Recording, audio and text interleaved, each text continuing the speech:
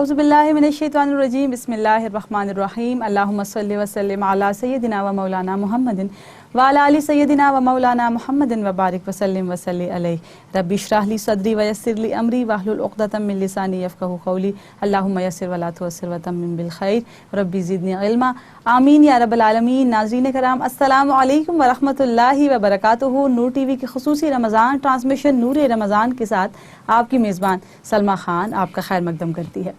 नाज़रीन कराम, आज 21वीं रमज़ान है और 21वां रोज़ा है आज, और तीसरा अशरा दोज़ख से निजात का अशरा, उसका पहला यौम है आज।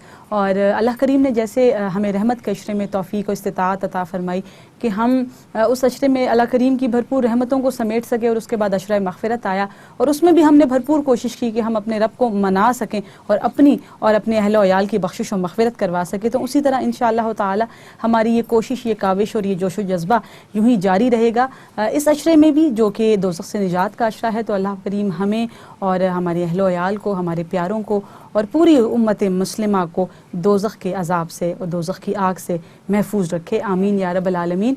और आज का यौम, आज का दिन इस हवाले से भी अहमियत का हामिल है कि आज हज़रत अली करमुल्लाहु ताला वजहुल करीम का यौम शहादत भी है। और इंशाअल्लाह ताला हम अपने प्रोग्राम में उनकी शख्सियत के हवाले से भी उनकी शख्सियत के चंद पहलुओं पर रोशनी डालने की कोशिश करेंगे। बिस्मिल्लाहिर्रहमानिर्रहीम। और